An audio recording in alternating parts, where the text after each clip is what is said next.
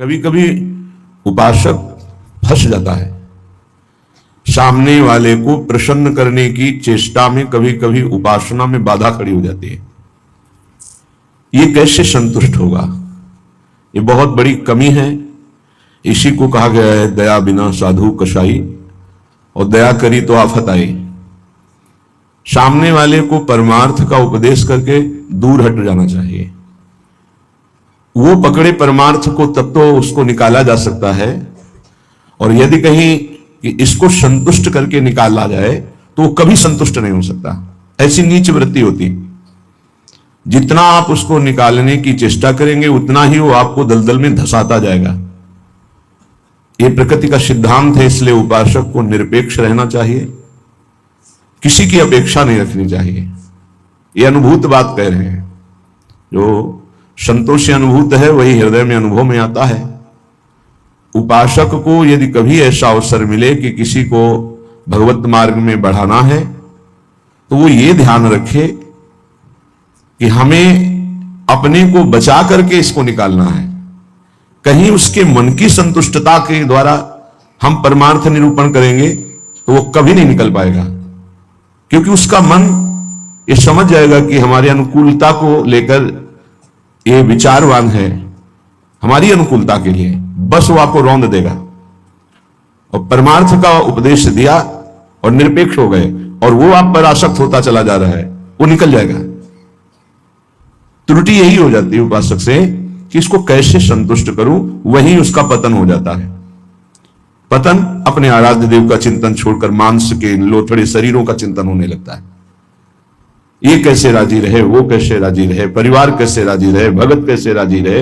निकले थे हरि को राजी करने के लिए और हो गया प्रपंच को राजी करना। ये बहुत सूक्ष्म बात है। ये शास्त्र सम्मत और हृदय सम्मत बात है, दोनों की अनुभूति। यदि भगवत मार्ग में आगे बढ़ना है तो किसी को संतुष्ट करने का भाव खत्म कर दे। शास्त्र सम्मत उपदेश है, पकड़ना है पकड़ो, नहीं पकड़ना है तो डूबो। तभी आप परमानंद का अनुभव कर सकते हैं, नहीं तो आपको फंसा लिया जाएगा। ये सूत्र उड़िया बाबा का है, दया बिना साधु कसाई और दया करी तो आफत आई। बीच में समझो, दया नहीं तो साधु कैसा, और दया की तो फंस गए। तो कौन सी दया आपका परम कल्याण में सहयोग कर सकती है? जो याद को ना नष्ट कर पावे। दया का उल्टा है याद।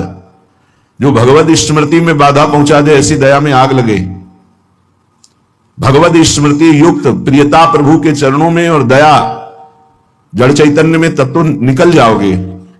और अगर भगवत स्मृति को दया ने तोड़ दिया और उसकी स्मृति चल रही तो दुर्गति पक्की है।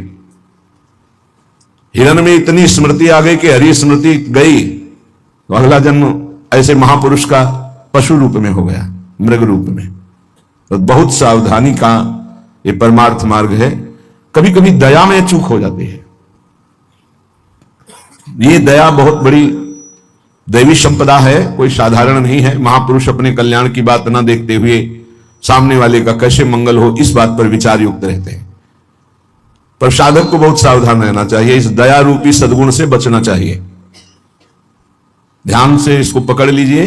दया रूपी सद्गुण से बचना चाहिए जब तक भगवत प्राप्ति ना हो जाए। दूर से दया का भाव, दूर से हृदय में कहीं इसका भाव प्रवेश हो गया कि इस पर दया करनी है और हम बड़े दयालु हैं, तो फंसा फंसाया है।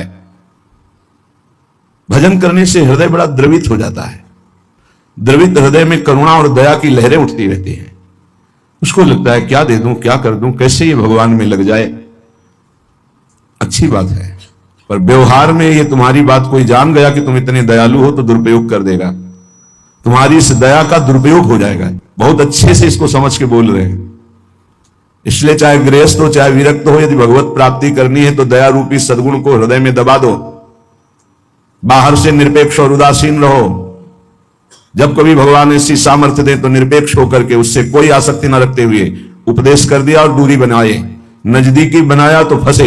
ये ऐसे है प्रपंची, नजदीकी बनाया तो फंसे, और फंसे तो तुम्हारी निंदा ये करेंगे, तुम्हारे ही विपरीत चलेंगे। बहुत सावधान।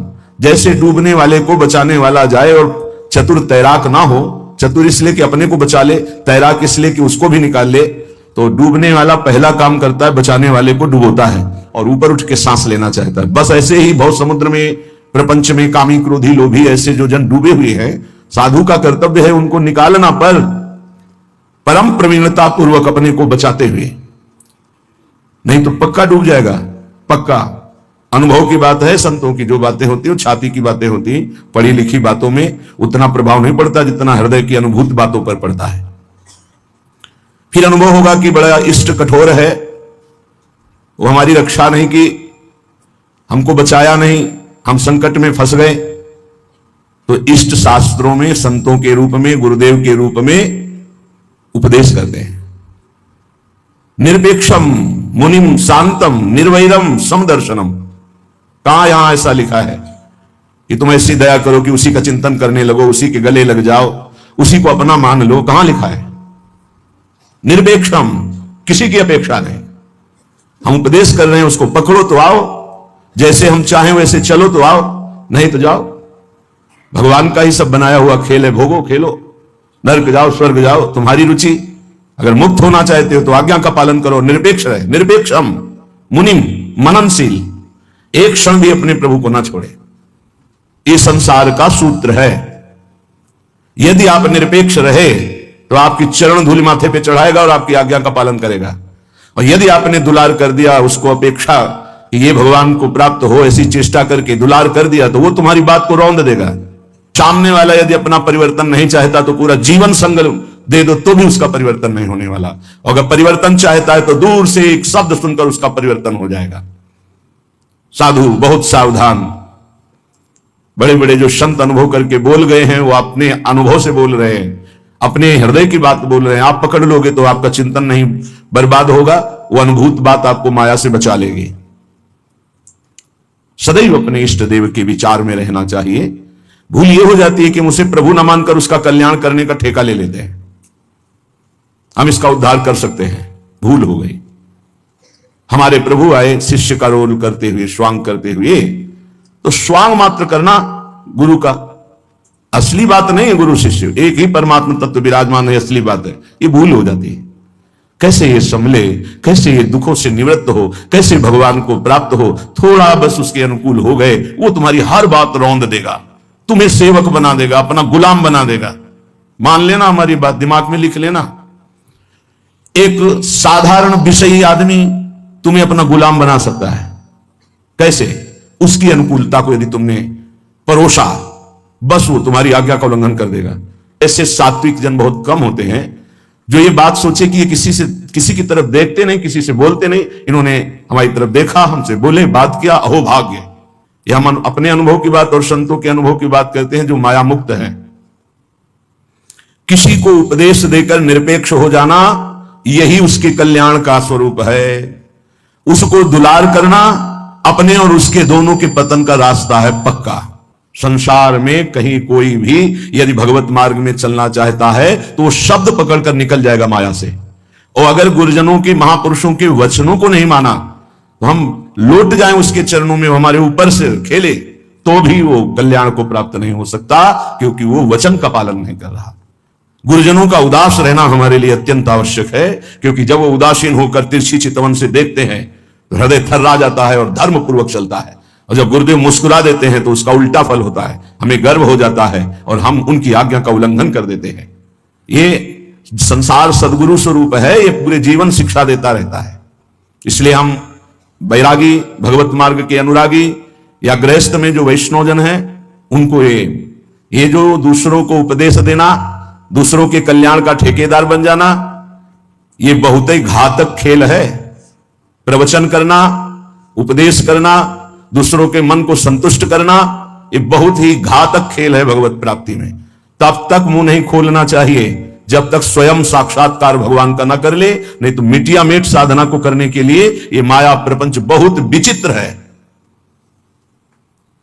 उस समय आपको अनुभव होगा कि भगवान बहुत कठोर है, हमारी बात नहीं सुनते, हमें बचाया नहीं, इसीलिए पहले भगवान संत और शास्त्रों के रूप में बोल दिए हैं, ऐसा करोगे तो परिणाम ऐसा होगा।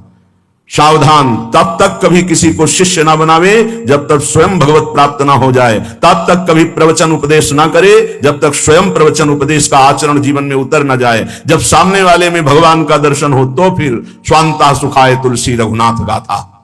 अपने अंतःकरण में भगवत प्रेम उल्लसित होते हुए भगवत चर्चा, ये आत्म सुख के लिए है।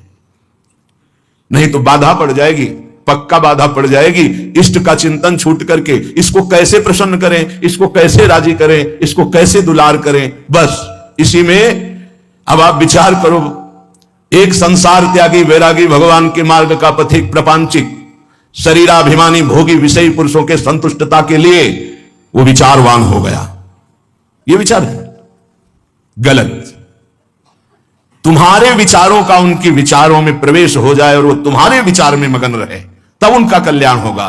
तुम अपने विचारों को दबाकर उनके विचार में मगन हो गए, तुम्हारा पतन हो जाएगा। इसीलिए प्रचार प्रसार के लिए सिद्ध पुरुषों का अधिकार है। श्री वृंदावन दास जी महाराज, विचारत ऐसे ही दिन जात, रात दिन इसी विचार में मगन रहो। श्यामा श्याम का नाम, श्यामा श्याम का रूप, श्यामा श्याम की लीला। कब मिली हो ब्रज जीवन प्यारे,